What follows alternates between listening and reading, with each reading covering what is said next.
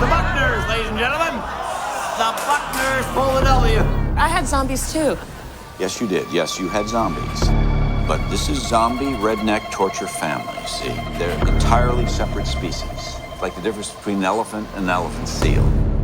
Hey, yo, what's going on, friends? Welcome back to what will undoubtedly be a very interesting episode of In Madness Pod. Once again, it's Shawn The Butcher here with Vertebrae33. How's it going, my friend? What's going on, Shawn? It's going good. I got a new seating setup over here. I'm sitting in a big old throne now while we record. It's fantastic. You self-built that, right? Yeah.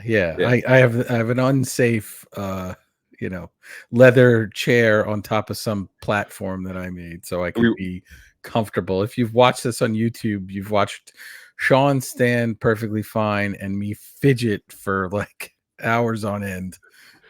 So now hopefully this cuts out the fidgeting, and as long as I don't fall off this platform, we're good. I am very fidgety, but we were taking bets right before we started that your chair is going to fall over at some point. So if it happens, we just know that we're keeping it in if that happens. But you're pretty handy around the house, so I think it's going to be pretty stable. We'll see.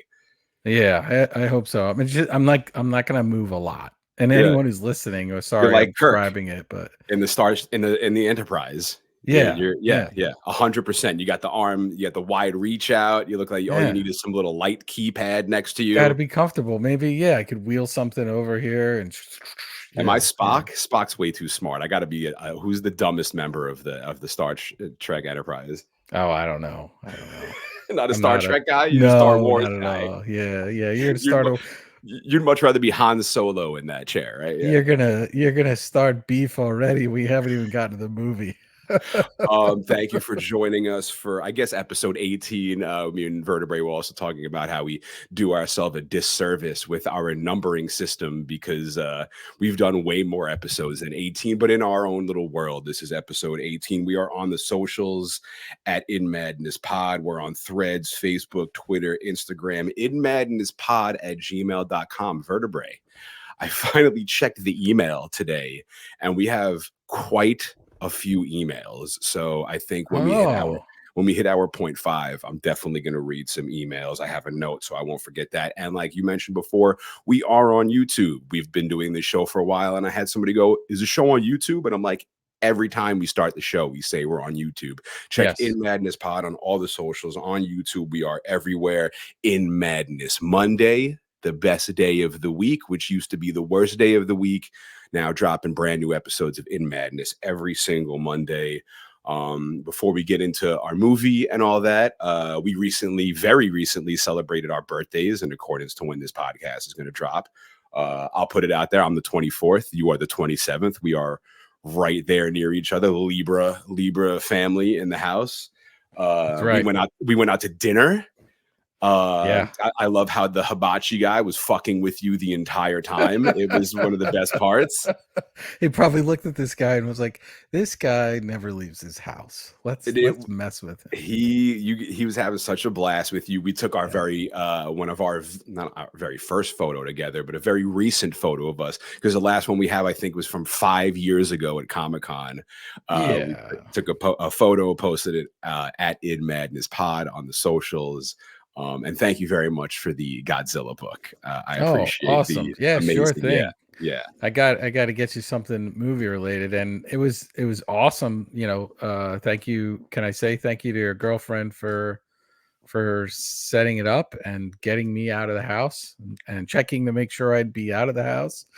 And it was awesome. It was a great time. I met a lot of cool people there, and a few people that listened to the podcast. So we ended up having conversations about the podcast. I did spoil this episode for a couple people. You did not. You gave me a little bit of spice, and I was like, no, shut up. No, we'll talk about it. We'll talk about it when we record.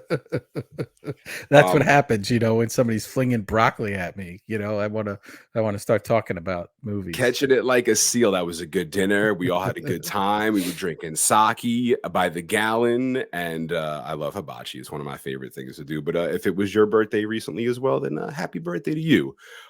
So as is customary, every week on In Madness Pod, would you like to introduce us to episode 18?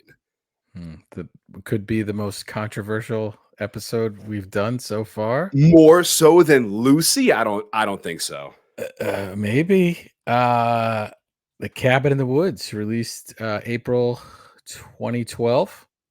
A science fiction horror comedy, I would say, right? A mixed bag.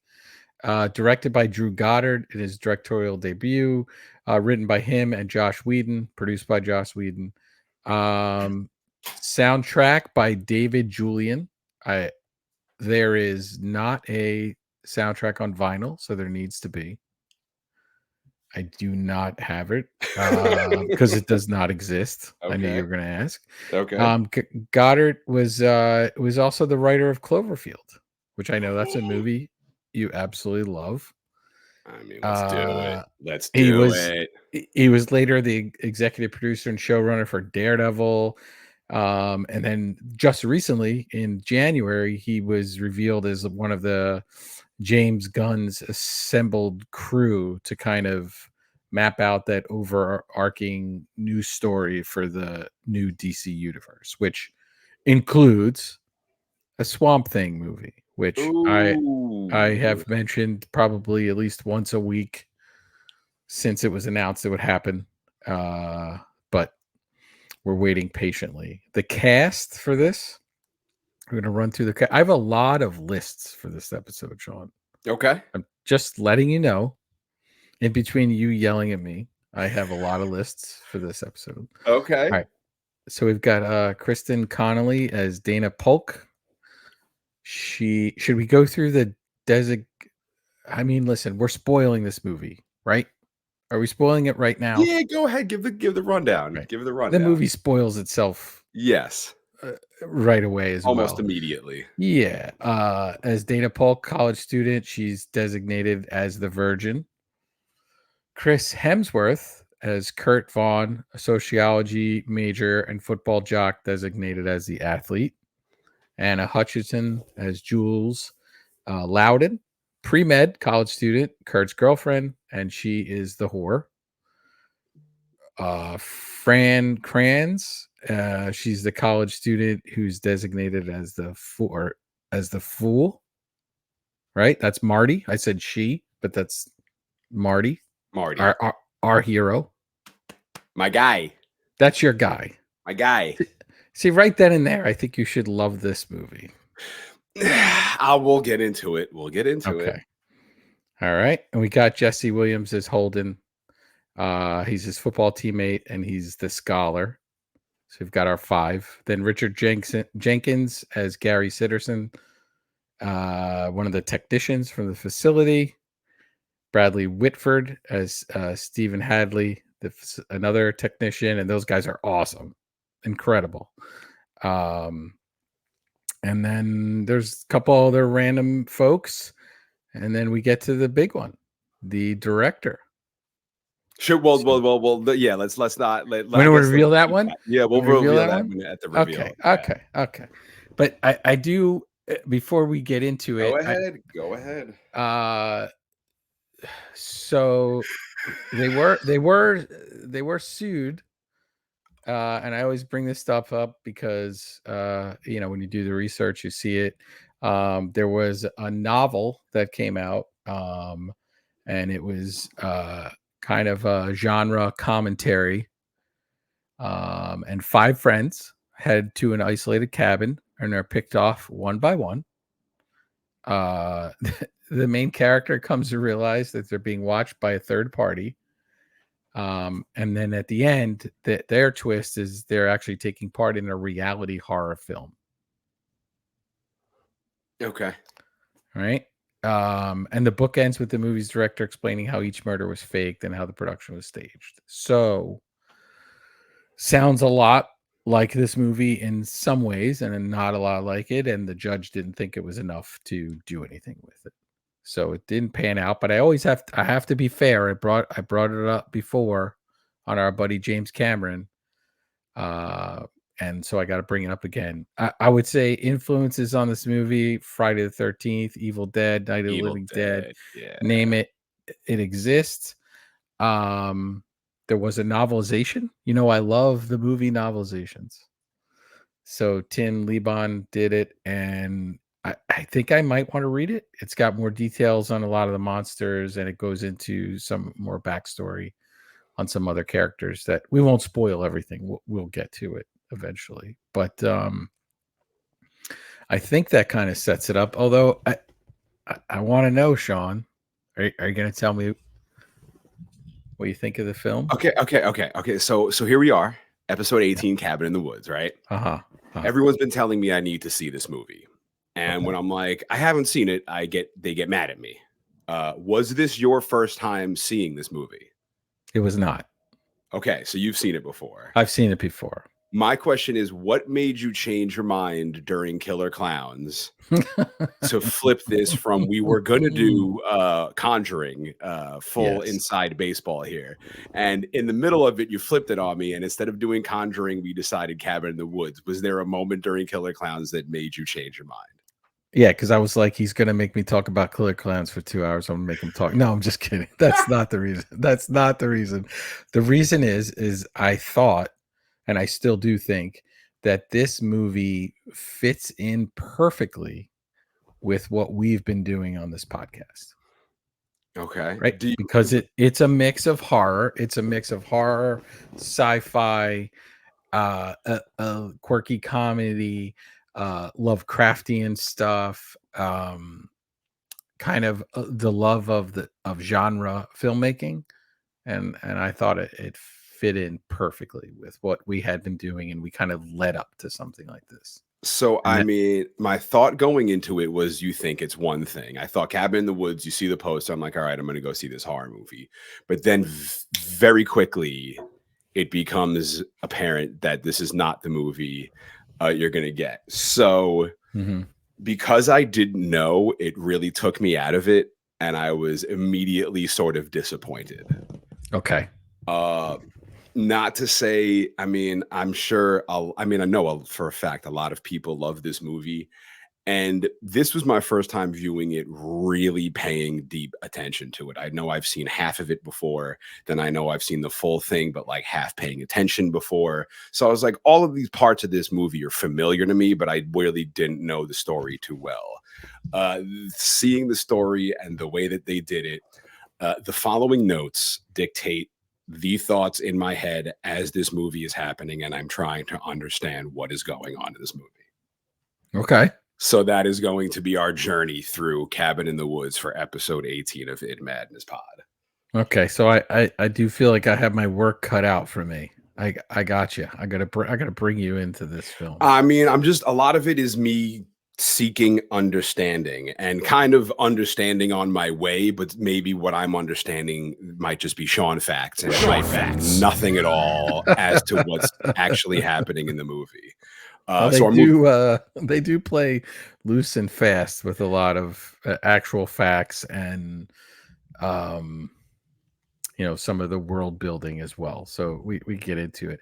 But would it change your mind if this was directed by Bruce Campbell? I mean, would it make sense? Because that was their first choice for director for this. Oh yeah. I mean, that could be cool. That could be right? Cool. Kind of fits into what they're wanting to do. Yeah. It definitely has that Evil Dead link to it. I mean, that's the Cabin in the Woods. That's the first thing you think when you said Cabin as the teaser. I was like, okay, maybe Evil Dead, maybe Cabin in the Woods. But our movie starts with the credits, blood flowing, photos of human sacrifice, drawings of histories of gore, atrocities. We see this for about 20 seconds and then flash. Enjoy a cup of fresh coffee sign is on the wall. We're introduced to our two workers. It's weird old balls guy from Billy Madison, the evil nemesis, Eric. And then we also have the dad from Step Brothers. Right.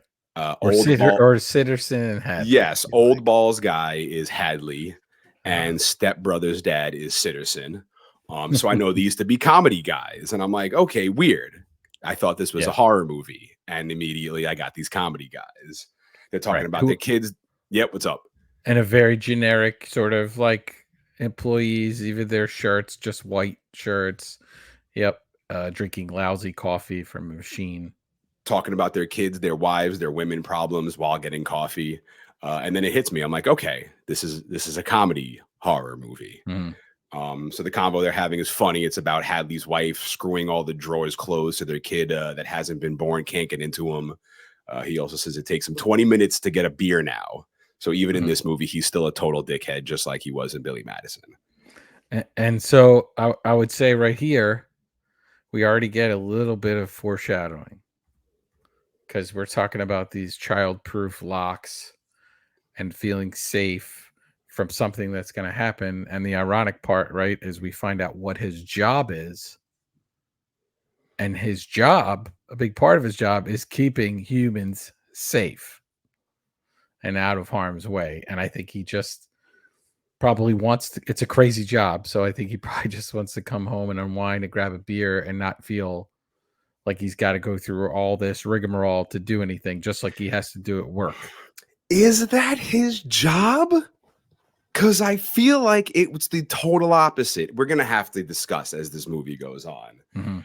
They're approached by their cute little assistant, Miss Lynn. She tells them Stockholm went south. The guys seem puzzled. They thought everything was looking good. They ask her what went wrong, and she says she hasn't seen the footage yet. The guys laugh at Stockholm, Sweden's failure. And I thought there's a lot of references. This movie is chock full. We will not go into all of the little itty bitty gnarly bits, because there's a lot of shots that allude to other movies in this, and some are obvious. We don't need to go over them, but I do love right away. It's the Swedes, and in The Thing, we know that McCready, he referred to the Norwegians as the Swedes incorrectly, and I just can't help but think that they just chock full of so much stuff in here that's already an early reference to The Thing. I dig that. There's a lot of references and influences, and you would think mashing them all together would have me sold, but it just, again, my need to understand what's happening and my confusion about what's going on, I think probably add to me not loving it as much as everybody else loved this movie. Their assistant tells them it's up to Japan and us. They say it's not the first time Japan has a perfect record and that USA is number 2. But if they fail, the guys tell her to relax. There hasn't been a glitch since 98. They know what they're doing. They ask if she's in the betting pool. There's big money this time. They also mentioned in 98, it was the chem department's fault. And that's where Miss Lynn works. It's in the chem department. Right. And my mind goes to what happened in 98.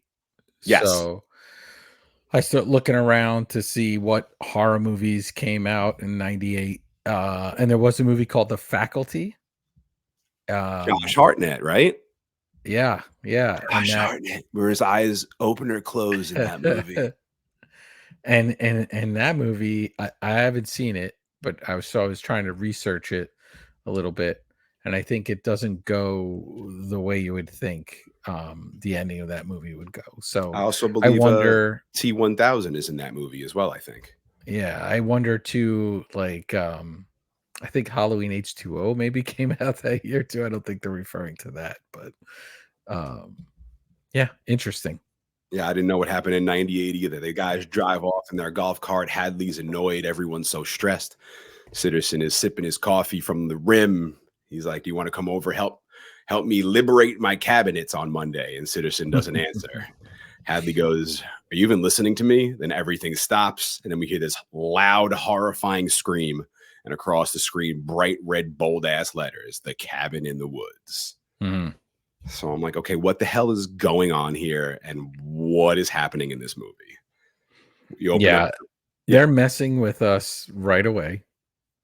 And I think much like Barbarian did, more recently, there's these dramatic jumps and these dramatic cuts to this, what we think we're going to get. And then we get two dudes drinking coffee, talking about, child-proofing cabinets. And then we get this cabin in the woods. And it's interesting. I wonder if it was just they were at the cabin and then all of this was revealed after the fact, how you would feel about it. But there's a lot to take in this movie. A lot of stuff. We open up to the burbs. We got our redhead Dana dancing around the room in her undies. She's an artist, just like you, Vertebrae. Yeah, I do that all the time. I just dance around. Dance around in your undies. What do you think? Open windows. Is her art good or does she stink? Oh, I don't know, but yeah, I mean, we're getting cliches in this movie throughout. We do get some hard and fast explanations on why we do get cliches later on, which is pretty awesome. But this one right off the bat, it's like the open windows, no screens in the windows too. I'm thinking about bugs and you're just dancing around and yeah. Speaking of bugs, I just killed a mosquito. That's really crazy. That's really crazy. The second you said bug, this fucker flew in front of my face. Don't hit me with the ASPCA. I'm sorry. I didn't mean to kill the mosquito. I don't want to get bit up. Kill it. Jeez. It's okay. I think you could kill mosquitoes. Yeah. It's like the flies. They're the lantern flies. They're invading the US. Yeah. Yeah, that wasn't planned, by the way. I just said that was weird. Screens on the windows. Was weird. Sorry. See, this movie's getting better already. She's looking at this pic of the dude she drew, and up behind her comes the blonde, Jules. She goes, ugh, Professor Fuckwad. Mm-hmm. Put that picture up on the dartboard. Dana gets annoyed. She's like, it's not that simple. So clearly there's some X-rated relationship with her and her professor. Right. And the newly minted blonde. Yes. So the girl, she dyed her hair, which is the girls freak out because Jules' hair is actually dyed blonde. Mm-hmm. And Dana's like, oh, it looks great. The kids are going away for the weekend. Everyone's going to hook up, have sex, do drugs, everything that kids do in horror movies that get themselves killed. And in walks Thor, Hemsworth, young Thor, short hair, Kurt. I think this came out the same year as Thor. That was it. No more Cabin in the Woods for Hemsworth. No, I think there was a delay or something of the production, and then it ended up coming out like the same time. So this is right before he became the god of thunder and lightning. Yes. He throws a football at Jules, his girlfriend. She lets the ball fly out the window. And then our other friend Holden shows up. He's going to join them for the weekend. The kids are heading to Kurt's cousin's house. They're packing up their trailer. Of course, there's a motorbike on the back of the trailer. Your stereotypical horror kids from every movie. The jock, the nice guy, the promiscuous chick, the timid shy girl, and right on cue. Pulls up Stoner Marty. Love it. His car's baked out. He's blasting hip hop. He's smoking an enormous coffee cup bong. Everyone's mad because this criminal, this deviant, this absolute maniac is smoking marijuana. The atrocity being committed to mankind. Which is his savior in a lot of ways, which is, makes his superpowers happen. Yeah. And he arrives, he's got that travel mug bong that they made that for real. It cost $5,000 to make. So I couldn't get you one for your birthday. I apologize. It's $5,000 was a little much, but I got my little sippy cup. It's okay. It's pretty awesome. He hops in the truck. He asks for some food. Away the kids go. The camera pans to the roof of their apartment. And we see a man with an earpiece who says the nest is empty. We're right on time. Mm-hmm. So in my notes, I have, so these are real kids, right? Yes. Living their real life. And this company, these guys, their work is watching these kids. I think they probably picked a group of kids that kind of met what they needed to meet, criteria. Yep. And then tweak the criteria because it doesn't really fit. Right. So they kind of tweak it to get where they have to. This cousin, right? It's a cousin's cabin, either works for the company or is in on it or in some way, or, they hijacked their phones and gave him bogus directions because, his cousin would have never probably been in that cabin because he probably wouldn't have made it out alive. Right. I can't see if it's like every third Tuesday of the month they kill people in it and the rest of the time they rent it out to, families and Airbnb. Yeah. It's an Airbnb the rest of the time, but You know, every third Tuesday we murder a bunch of kids to save humanity. It's the purge. Yeah. The kids are driving in the middle of nowhere. They're lost. Stoner guys rolling 100 joints, philosophizing on life and society and what's going on in the world. Jules said, yep. And he says something about the grid. And he talks about getting off of the grid, which is, and again, there's no way to talk about this movie without jumping ahead and back all over the place. But it's just ironic because they become trapped by a grid. A grid. Jules says she misses his rants. He's like, you will come to see things my way. We cut to a huge vault door opening up. It's Hadley and Citizen. They have to show their IDs to a security guy inside this gigantic operations room. They ask him what his name is. Daniel Truman. So immediately I'm thinking this has got to be a reference to the Truman Show, since essentially, I'll get to it later. Yes. They asked Truman if he's ready for what's about to happen. He says he's prepped. They say that's not the same as being prepared. He says he's going to hold his post. Guys log into their systems. They lock on their satellites on the group of kids, pull their truck into this Texas Chainsaw Massacre style looking gas station. Looks abandoned. Of course, it's not. Out comes old grizzled, creepy guy chewing a giant wad of tobacco. Mordecai, right? That's his name. Mordecai. Morty. He asked the kids what they want. Gas and directions. Looking for Tillerman Road. Kurt's cousin's house. He pumps their gas, tells them where it is, since it's been there a long time. He's been there a long time, since the war. Which war? You know goddamn well which war. Well, Mordecai, we don't know which war. And I wonder, is he referring to the war with humanity and the ancient ones? Or is he just talking about he's there since Vietnam? Yeah, or like is it Desert Storm. Yeah, something like that. I figured kind of that much. Yeah. I thought. I don't know. It's hard to figure out his age because they weathered him so much. He looks really beat the hell up. Yeah, and he's a really interesting character. He plays a big role in this whole process. And I'm not sure what he gets out of playing that role. I mean, he seems to love the bit.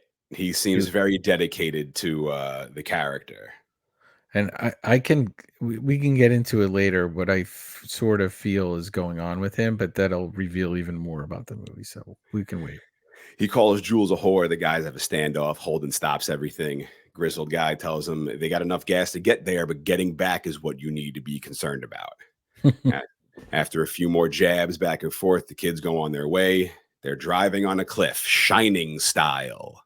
Ah, yes, Sean. I'm so happy you got that. Yeah, I was like, is he going to get this one? He'll get this one. That's why I'm here. They go through a tunnel. On the other side of the tunnel, outside of the tunnel, we see an eagle flying, soaring through the air. Is it an eagle or a hawk? Hawk, eagle, soaring through the air. Bird of prey. Which I suppose, my friends, brings me to my milking of the alpacas moment. I was going to save it for the end, which is like the real milking of the alpacas moment, but you can't wait till the end because this part right here kind of changes everything. This eagle soaring through the air, this hawk soaring through the air, out in the open, slams into an invisible grid, which only becomes visible when it slams into it and basically explodes.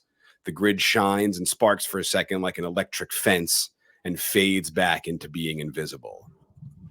And I'm thinking, what the fuck is going on in this movie? So these are real life kids, right? Yeah. And they've just arrived into this world that has been set up by somebody else. So they pull up to their very Evil Dead style looking cabin in the woods. You get it. Exactly. Holden goes to his room. Hanging on the wall is this big, awesome painting of a bunch of people, animals tearing apart what looks to be like a big white goat. Yeah, totally disturbing painting. Yeah, they've done that. They've done that a lot of. Oh yeah, they should make that shirt. and then just put big the cabin in the woods on the back, like the title screen. Yeah, that we're gonna start getting into lots of. Well, we hit it as soon as we met Mordecai. We start to head down the horror film trope path. So we get him, the creepy guy, the sort of warning character as they head out on their journey. I would say as Marty heads out on his hero's journey, I'll say. Yep.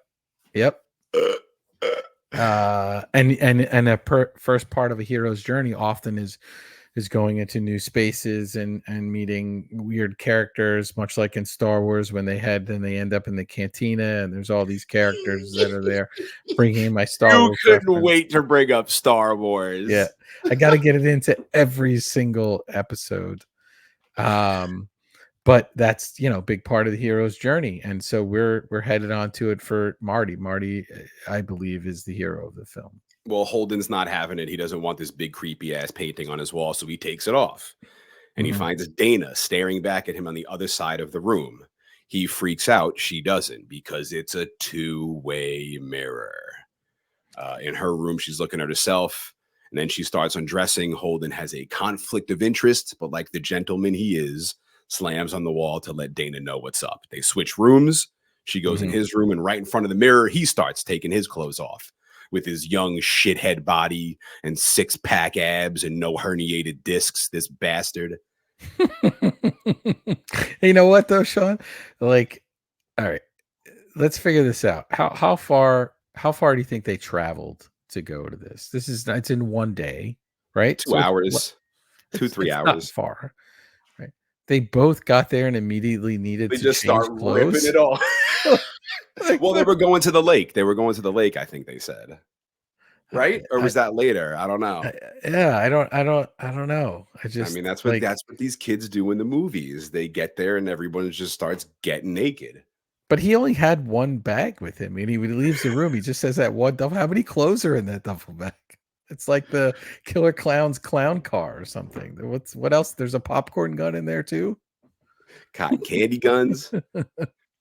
Dana grabs the painting. She puts it back on the wall. She puts a blanket over it, and then we zoom out. And we're watching Dana on a screen in the whole house. Cameras in every room. Up on screens and watching them are Hadley and Sitterson.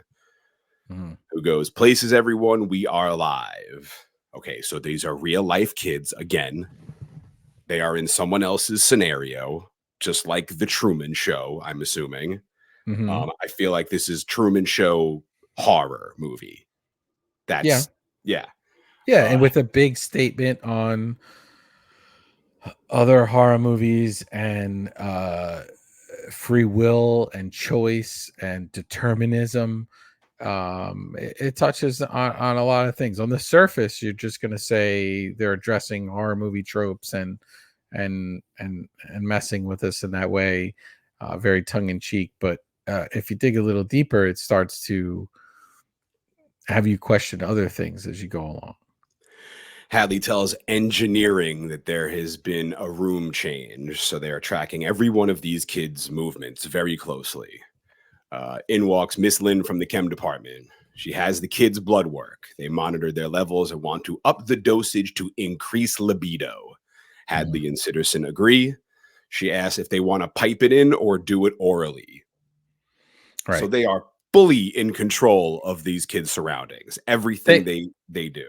They are. I would say, though, that just piping stuff in for them to breathe in or inhale is kind of a haphazard way of doing it, because there's other people there that could also, right? They have to guide people different ways, so they do it at different points. But they have other creative ways of doing that, and we soon find out other ways that they've been affecting them. Lynn says, guess how we're slowing down cognition? With hair dye. Yes. The one that Jules used to dye her hair with in the beginning. Yes, Miss Lynn says that the drug works its way into the blood through the scalp gradually. So they're not only in control of these kids' surroundings, but they are also the kids, like, they know everything they're doing. They're in control of like everything. Yes. Miss Lynn is proud of her chem department. Hadley is not impressed. A call comes in. The Harbinger is online too.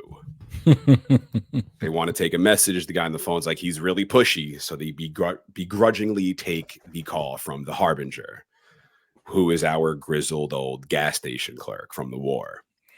Annoyed, they put him on speakerphone. They start slick talking him. Mordecai, what's up, buddy?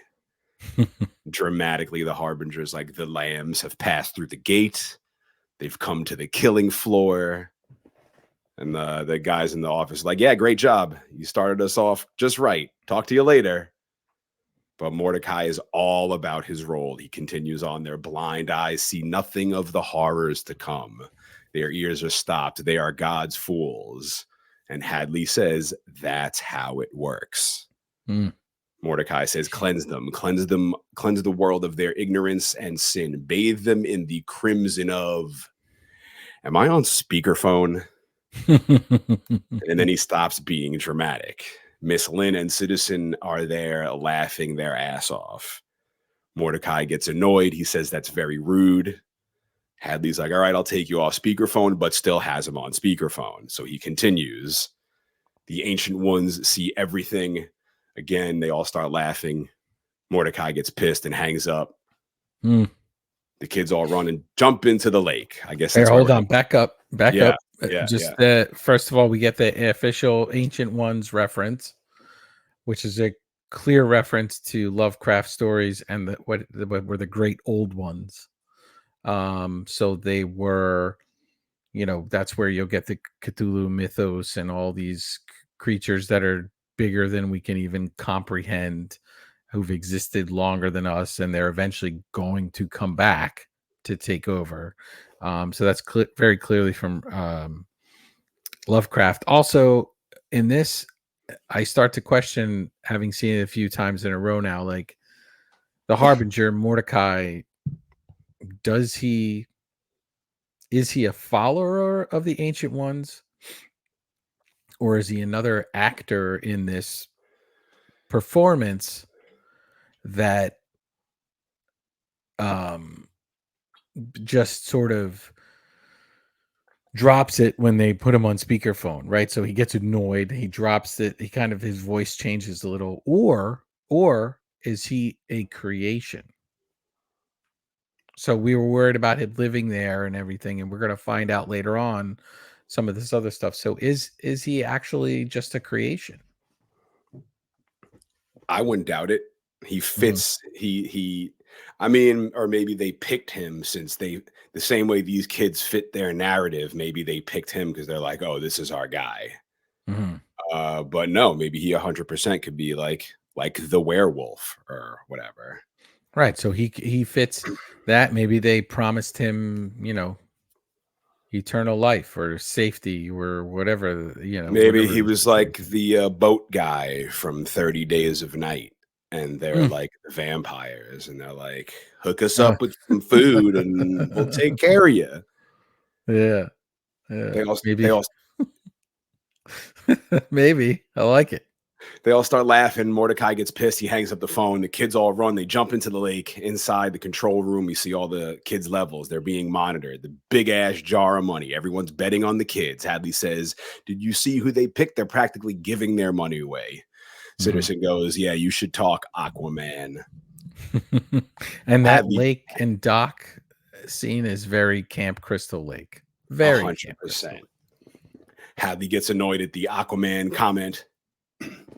A man hands Citizen a piece of paper. He looks at it and goes, I don't even think we have one of these. And the guy says, zoology swears we do. Miss Lynn asks Truman, the security guard, if he's betting. He says it's not for him. Miss Lynn understands it's harsh they're betting, but tells them this job isn't easy no matter how everyone may be behaving.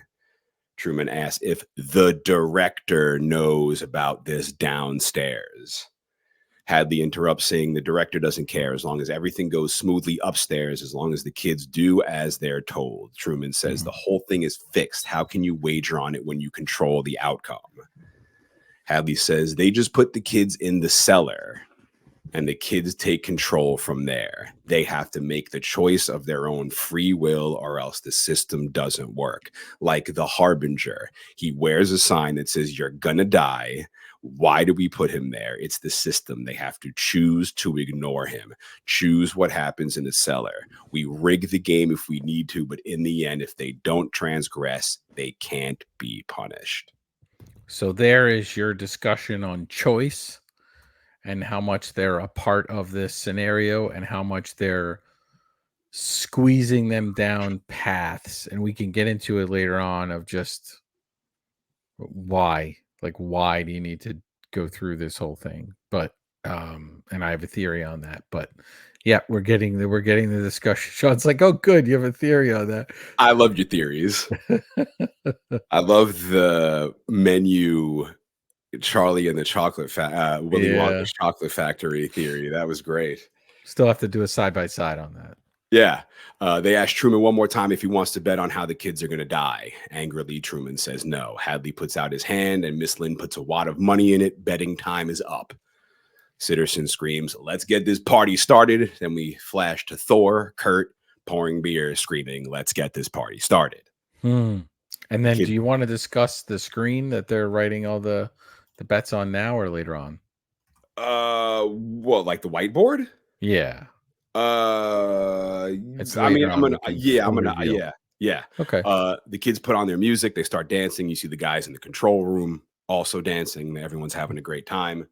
The kids are playing Truth or Dare. Marty the Stoner dares Jules to make out with the moose hanging on the wall and points at the wolf head. The kids all laugh. They tell him it's not a moose, it's a wolf. She gets up, she struts over to the wolf head hanging on the wall and makes out with it, French kissing it, licking it, everything.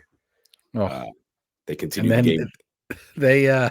They covered that wolf head in powdered sugar, so it gave it like a dusty look, but it also just helped her work the bit. Yeah, wasn't as awful for her to do. And listen, she is very much that horror movie trope at this point, but it helps you understand it more when you know that she's not really that person, and whatever they put in the hair dye and whether they're pumping into that house is making her be that extreme version of that person. I think if you didn't have all of that stuff in it, it would be like, well, what are these kids doing? They continue the game with Dana. She chooses Dare. The second she says it, the cellar door pops open like Evil Dead, and they all jump. The wind must have blew it open. What do you think is down there? Let's find out, they say. Idiots. They dare Dana to go downstairs. She's hesitant, but she goes. With a flashlight, we see her looking at all the creepy things in the cellar. Picture of a girl. She sees a picture of a girl and screams. The crew comes downstairs. They light this little lantern. They're all digging around in the cellar. Marty the Stoner is alarmed and thinks they should not be down there. He wants to go back upstairs, but each one of the kids pick an object: a music box, a puzzle orb, a conch shell, an old book, old film strips, and an old necklace. Right. So we've got Patient Buckner's diary. That's the book attached to the Buckner family. We've got the conch shell that's attached to the merman. We've got the puzzle sphere, which is attached to the guy's name is Fornicus, Lord of Bondage and Pain. He's essentially like Sawface instead of Pinhead from Hellraiser, and his puzzle is round and not square. There's the bride. We have the necklace atop the wedding dress. That's the bride. Music box is the Sugar Plum Fairy. There's a fortune teller machine, which is connected to the clowns. There's a unicorn tapestry. There's a unicorn tapestry, which is connected to the unicorn. An amulet, which is connected to the werewolf. The film strip is connected to this character called Kevin, who's not even in the movie, but they go into it in the novelization a little bit. The whistle is connected to a killer robot. And then there's a Sasquatch reference in there too. Is Killer Robot the one with the saw blade arms and shit? Yeah, that was pretty cool. Yeah. All the kids seem to be possessed in a trance, being drawn to their objects. Dana stops them all and begins reading from the old book, The Diary of Anna Patience Buckner, 1903. She describes Mama screaming through the night. She only stopped when Papa cut her belly open and stuffed coals in. She wants to understand the glory of pain, but cutting flesh gives a husband's bulge. Marty the stoner has heard enough. Kurt insists she read on, so she continues. She knows the way of saving her family, but her arm is hacked up. I pray a believer will come and speak this to our spirits. Then we will be restored, and the great pain will return. And then there's something in Latin. Bomb, bomb, bomb. Never read it. Marty the stoner knows what's going on. He's seen these movies before. He says he's drawing the line in the sand here. Do not read the Latin. And then a voice whispers in the background, read it out loud. Yeah. Marty freaks out, but Kurt tells him, stop being a baby. Dana goes, it doesn't even mean anything, and begins reading the Latin. It always means something, damn it. Also, every one of these episodes, I struggle with people's names, actors' names, and she just blows right through this. Everyone's good at Latin, apparently. Yeah. That's so funny. Yeah. I did have different names for every kid, and then I went back and revised everybody's name, so I was addressing them by name, because there's a lot of characters in this movie, and sometimes it's hard to keep track of names and everybody. Yeah, but everyone's a Latin expert in this film. Yeah. Well, I used to study in 10th grade. Yeah, 10th grade. Who studies Latin in 10th grade? I went to a better school than I did. I failed Spanish for 4 years in a row. Poquito. I do a little poquito español. Oh, there it is. She says something in Latin, and out of the ground rise zombies. Back in the control room, they proudly announce it's the Buckners. Congrats to maintenance on winning the betting pool. Right, and they're not just zombies. So another girl is mad because she picked zombies. And then she is informed they aren't just any zombies. These are zombie redneck torture family zombies. Right. Entirely different species, like an elephant and an elephant seal. And honestly, I don't know what an elephant seal is. Is that just a seal? I think it's a type of seal. But then we get to this board, the big board that they have. Super exciting. So we've got finance bet on the werewolf, biomed bet on the alien beast, demolition took the mutants, nobody took the wraiths. Is it wraiths? Yeah. Zombies, the chem department took the zombies. Reptilis, nobody took it. Clowns, electric took it. Operation took witches. I love archives took sexy witches. So there's two. Cool. Like every costume, right? Yeah. Nobody took demons. Sitterson took Hell Lord. Wrangle took, and I guess that would just be, an individual's name, took angry molesting tree. Okay, that's probably from Evil Dead, I would guess. Yeah, I would think so. Internal logistics took the giant snake, who we see later on. Story department took the Deadites. Nobody took Kevin. Psychologist took the mummy. Interesting that I have a psychologist there. I guess she was there, or he or she, whoever it is. For some reason, I thought it was the girl, but I was wrong when I watched it again. But took the mummy. Digital analysis took the bride. DNA archives took the scarecrow folk. Communications took the snowman. Get a snowman. I don't Jack Frost. You ever see Jack Frost, the horror movie? Yeah, terrible movie. Yeah, we're not doing that movie. Sorry, I'm drawing the line. There's a dragon bat that nobody took. Distribution took vampires. Nobody took dismemberment goblins or sugar plum fairy. Hadley took the merman. Administration took the reanimated, which I reanimated, and I guess that would mean somebody else brought it back to life as opposed to a zombie. It's still a type of zombie. Engineering took the unicorn. R&D took the Huron. Nobody took Sasquatch, Wendigo, Yeti. Kitchen staff took the dolls, which I assuming the dolls are we see them get off the elevator with the masks on later on. Accounting took the doctors. Maintenance and Ronald the intern took zombie redneck torture family. Yeah. I'm an intern. Yeah. Security took a jack-o'-lantern. Zoology took a giant. Cool. And nobody took the twins, which I think is probably kind of like a Shining reference. So that's our monster board. Truman, the security guard, is looking at the screen. He says it looks like a nightmare. Miss Lynn tells him, no, there's something nightmares are from. Everything in our stable is remnant of the old world, courtesy of, and then she points down, you know who. Truman is puzzled by all the monsters and magic and gods, and Miss Lynn tells him, you get used to it, but he doesn't want to. Hadley's standing around. He's pouting. He's very upset. Sitterson goes up to him. He apologizes. Hadley is mad because Kurt had the conch shell in his hand, and the fate they could have faced would have brought him the merman. Sitterson tells him, be thankful because they're terrifying and the cleanup is a nightmare. Yeah.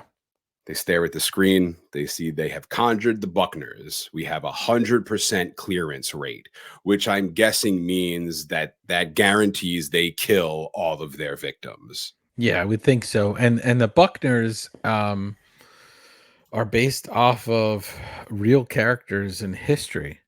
There was a family of serial killers called the Bloody Benders. And they own an inn and a small general store in Kansas. And they murdered a bunch of travelers between 1871 and 1873. And they estimate that they killed about a dozen travelers and maybe 20 before they were even discovered. So they killed a dozen and then maybe an additional 20 that they never knew about. So it's interesting. Besides kind of the undead paranormal part of it, it's loosely based off of this serial killer family, which I assume, without doing any extra digging, probably gives Texas Chainsaw Massacre its inspiration as well. Ed Gein style. Yeah, with a mix of Ed Gein, but yeah. Hadley wants to call Japan, tell them to take the weekend off. He wants to see Japan fall on their ass for once. We see a small screen of Kyoto, Japan. Sorry, I'm fucking that up probably. A possessed girl is floating in her classroom and all the kids are freaking the hell out. Sitterson says every other branch airballed. We need the Japanese crew to get it done. There's too much riding on this. So this is where I'm a little confused. Are they counting on the beast they have conjured to kill everybody or the people to overcome the beast they have conjured? No, they got it. They've got to. The Buckner family's got to wipe them out to keep it going. Victorious. Right. That's so we get that screen. Obviously, Japan is clearly a reference to The Ring. Right, and we see some other screens in this now, and we see them later on as well. And I'll go through them quickly for you. The clip of the Stockholm branch is actually the ending of Dante's Peak, a movie that came out in 1997. Okay. All right. You'll love this one. The Rangoon branch is footage from Roland Emmerich's Godzilla. Get out of here. Yeah. I didn't even pick up on that. The Berlin branch, with the burning kind of church or that building is from The Wicker Man. And then there's a clip of Buenos Aires, which is the ending clip from 2005's King Kong, that version. So we are not only directly nodding to different films, now we're even showing clips of them. Back inside the cabin in the woods, Jules is dancing in front of the fireplace. Everyone is watching her, stunned. Marty the Stoner says he has a theory about all of this. Kurt decides it's time to bail because Tommy Chong over here has a theory. You can tell it to Egghead over here, and points to his friend Holden. while he's trying to de-virginize Dana and basically embarrasses everyone. Kurt and Jules leave the cabin. Dana gets herself beer from the keg. Marty asks, you seriously believe nothing weird is going on? Why is Jules suddenly a celebutard? Since when does Kurt pull this alpha male bullshit? He's a sociology major. He's on full academic scholarship. Now he's calling his friend an egghead. Mm-hmm. And I think she's pre-med, I think. Dana goes, maybe it's your weed. Mm. What a square this bitch is. Marty tells her, you're not seeing what you don't want to see. And then he goes, puppeteers. Dana repeats him, but then he goes, Pop-Tarts? Did you say you have Pop-Tarts? Mm. She tells him he's high and walks away. Marty says to himself, we are not who we are. Mm. Then decides to go read a book with pictures. Yeah, so there's a quote by this author, Michael Greco, who says, we are not who we think we are. We are not who they think we are. We are who we think we are. We are who we think they think we are. Did you get that, Sean? I'm going to read it again. No. Come on, let's do it one more time. Yeah. We are not who they think we are. Yeah. We are not who they think we are. We are who we think they think we are. Yeah, wrap it all together. Yep, wrap it all together. I mean, Marty is cluing into a lot of things here. Yeah, Marty gets it, and I think he's tapping in and out of things. He's having moments where it really means something to him, and then it disappears. And we find out what's holding off all the chemicals that they're coming at him later on. We cut to Dana and Holden on the couch reading the old book. The pain outlives the flesh. He's translating the Latin. Yeah, no good. Dana is shocked he can read Latin. He hasn't since the 10th grade. They flirt a little bit. Cut to Kurt and Jules running through the woods, making out. Kurt wants to get it on. Jules says no. Kurt says, we're all alone. Cut to the entire control room watching them about to get it on. Mm-hmm. Then she says she's chilling and walks away, and the whole control room goes, ah. The guys kick them all out of the room so they can adjust the temperature settings. Mm-hmm. They crank up the heat and engage pheromone mists. Right. So pheromones. I'll give you the exact definition. Or they're naturally occurring substances served as chemical messengers in animals. They can trigger behavioral response in species. Secreted via sweat. Includes processes like sexual attraction, mate selection, danger, and signaling. There's other things too. You see a light smoke come out of the ground. Jules walks through it, stops, turns around, and gets super horny. Mm-hmm. They start making out, and she says, it's so dark. Take me in. Yeah, it's so dark. Take me inside. Kurt says, but this is romantic. In the control room, we see them raise a knob, and in the woods shines a light in a good spot for the kids to get it on, as they do. The kids are sitting in the control panel. The guys are sitting in the control panel waiting to see some boobies. Truman, the security guy, walks over to them and asks if it really matters if we see her, you know. Hadley cuts him off and says, we're not the only ones watching. You got to keep the customer satisfied. You do understand what's at stake here. Mm-hmm. It doesn't seem that Truman does know. So again, I'm a little confused. They're in this reality. So every horror movie mm-hmm. is actually real life kids, right? That live out these scenarios that this room is in control of. No, I don't think so. I think that's not what's happening here. No, so, I think so like they're having. So me and you watching Texas Chainsaw Massacre in our world is a movie, but in their world is actually people in Texas getting chainsaw massacred. No, I think it's.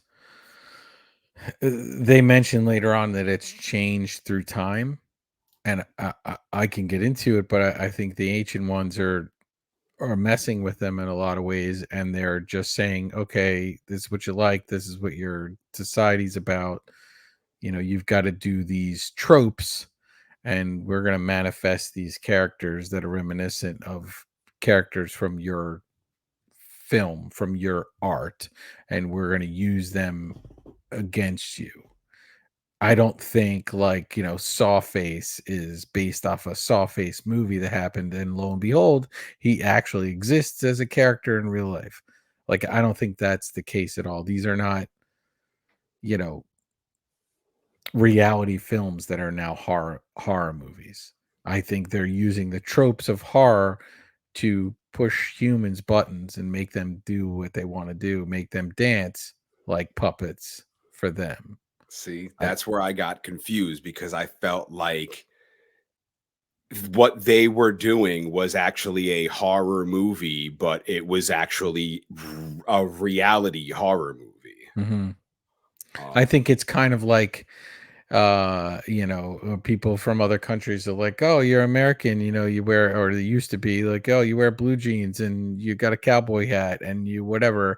I think it's these Ancient Ones who obviously can exist in different ways that we can, and for a longer span of time. And if they're based off the great old ones in Lovecraft, then our time that we're alive is so small and minuscule compared to them, that they're just pandering to us by making us jump through all these hoops. And I think there are horror movies that exist in this. I think these guys go home from work and punch out, and do whatever they have to do in their lives, knowing full well that they're on the brink of, it's like working in a nuclear power plant or working at the front line, always on the brink of the world sort of ending. It's kind of like these two, they're like the sheepdog and Wile E. Coyote that just like punch out, and then he tries to get the sheep the entire time, and he beats him up and they fight, and at the end of the day, they just punch out and go back home. I don't think, I think horror movies exist. I think they're just doing takes off of it to make humans satisfy them by jump. And I think there's some clues to that later on, because it really starts to go awry. But I think they enjoy this whole process that they're making the humans do. If you're listening along, what the fuck did you think is happening right now? Let us know Yeah. on the socials at In Madness Pod. The kids get it on. Jules rips her top off. Boobs. Hadley goes, score. Sitterson adjusts some knobs. Music picks up, getting very tense. Jules pulls out her hand and slap. Big knife plunges into her hand. She begins screaming bloody murder. It's a Buckner zombie. Another one comes out of the woods and Kurt tackles it. He goes to check Jules, but then gets stabbed in the neck with the Buckner knife. He pulls it out. Up walks Papa Buckner, who reveals his cool weapon, a bear trap attached to a chain, like Scorpion's harpoon in Mortal Kombat. Kurt runs and Papa Buck slams him in the head with his device. Jules runs up to help him, but Papa Buck throws his device at her and the bear trap clamps to her back. She begins screaming. He's pulling her towards him. He rips the trap off her back, picks her up. Another Buckner kid picks up Kurt. The family begins surrounding Jules. They show her their long, rusty saw. This is a big motherfucker. Mm-hmm. Like a saw you cut down a tree with. Yeah, I think that's probably what it is. Yeah. The kids scream and chop. Blood everywhere. She's dead. Mm-hmm.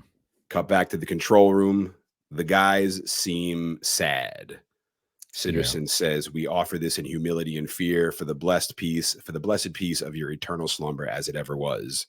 And Hadley repeats, "As it ever was." All right, and then he has like a little symbol necklace that he kisses, and that's sort of just, I think, their process to the Ancient Ones. So they are sacrificing these kids for the Ancient Ones. Mm-hmm. Hadley walks over to a little cubby with a lever inside of it, pulls the lever, gears begin turning. A hammer device breaks open this other device, which begins pouring blood onto a plate thing. and out of a fountain into this engraving inside of a stone, and blood begins filling the engraved part. So they are feeding the blood of these kids to this thing in order to keep it at bay. I think it's more just a sacrifice. Like, I don't think it's that it needs to drink this blood or eat them or anything. I think it's just like ritual sacrifice. Like they mentioned later on, like throwing somebody into a volcano to appease the gods. It's not like the gods are like, throw them in the volcano so I can put them in a bun and eat them with some bacon and cheese. I mean, maybe they're like you and they like their steak well done. Oh, geez. Here we go. Here we go. Here it is. I do. Vertebrae puts a steak inside the volcano. And that, my friends, is my milking of the alpacas. I do. And my theory on that is, and anyone listening to this is like, of course he has a theory on this. Tell him what you told me. Right? My theory is that no chef's gonna ever want to cook it well done. No, I've been to nice steak restaurants. I get the dirtiest looks ever. They're not gonna do it. So then it's gonna come out and it's gonna be medium rare, and I'm gonna be fine. See, it's just like a pizza place, Shawn. When you go to a pizza place the first time, you order a plain slice. That's it. Don't go crazy. Don't get some salad slice and everything. Because if they cannot get a plain slice correct, done. There's no reason to eat anything else from that. Throw them in the volcano. Yeah, they get sacrificed, and we pour the sauce down the little. Yeah. That's the tomato sauce. Yeah, but I think this is just sacrifice. This is just to appease the ancient ones. They're just they can come back anytime they want. They can take over anytime they want. They just like messing with a lower species than them. Cut back to our cabin in the woods. Marty the stoner is reading Little Nemo in bed, smoking a bowl, and a woman's voice whispers, "I'm gonna go for a walk." Freaked out, Marty's like, "I swear to God, I can hear someone talking," and then feels like an idiot and is like, "I'm pretty sure someone is talking." The first time I saw this, I didn't catch the voices. It was a second or third time I did. I caught them. And that's not a surprise because I'm just staring at a bunch of other random stuff. And then I was caught off guard by the Little Nemo thing, which is that was like a weekly strip that this cartoonist did, is Winsor McKay, and it showed like Nemo had these like amazing fantastical dreams that were always interrupted, and he would awake from them in the final panel of this strip. So that book is placed there for a reason, because we're in not dreams right now, we're in nightmares, and Marty is the only one who's awake from this nightmare in a lot of ways. So I think that's definitely there for a reason. Again, a woman's voice whispers, "I'm gonna go for a walk." And Marty jumps out of bed, freaked out. He's like, "Enough! What are you saying? What do you want? You think I'm a puppet? You think I'm gonna do your fucking puppet dance?" And then he does a wacky little puppet dance. He's like, "I'm the boss of my own brain. I'm gonna go for a walk." We cut to Dana and Holden making out. She stops him. She's not ready. Marty walks past and goes, "He's got a husband's bulge," which finally now I understand means boner. Marty walks outside. He looks up at the sky. It's empty. I thought there'd be stars. Yeah, no stars. They're inside the grid. He whispers to himself, "We are abandoned." He's taking a leak. Out of the dark behind him creeps out a Buckner zombie into the light, then back into the dark. Marty turns around alarmed, but he sees nothing. He continues taking a leak, and we see the Buckner girl still creeping up on him in the background. Marty zips up his pants, and you're just sitting there waiting for him to get axed by the Buckner. But then you'll find out what happens next week. On another amazing episode of In Madness Pod, episode 18, part 2, Cabin in the Woods. Here we are, folks. There was a lot. We packed a lot into that for part 1, and we got a lot to go still. Yes. A lot of questions. Again, I just found this movie. I want. Why would I want another Evil Dead? Like, why wouldn't I want Cabin in the Woods to be this funny horror movie? It's just, it even now, it just doesn't sit right with me. Mhm. Like, I knew Shaun of the Dead was going to be Shaun of the Dead. I thought Cabin in the Woods was going to be like Evil Dead. And like, I don't know. I did not get, I was like, I want mint chocolate chip ice cream. And you put creamed corn in front of my face. And I'm like, but I want mint chocolate chip ice cream. This is creamed corn. And I think Cabin in the Woods is creamed corn.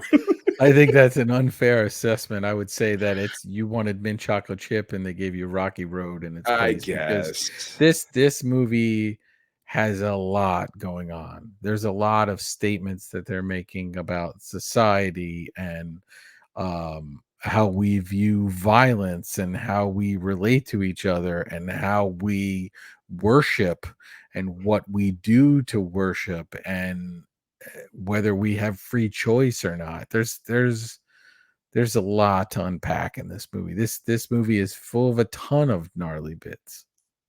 Yeah, maybe that's what it is. Too many gnarly bits. I just wanted a stupid ass horror movie. I don't want to think too goddamn much. And I'm like, oh man, this is a lot. But I don't know. Like, will I rewatch? I don't know. We'll talk about it in the next episode. We still got part 2 to go and a 0.5, and then we got a very special episode. We got a lot going on. We got a lot of things planned.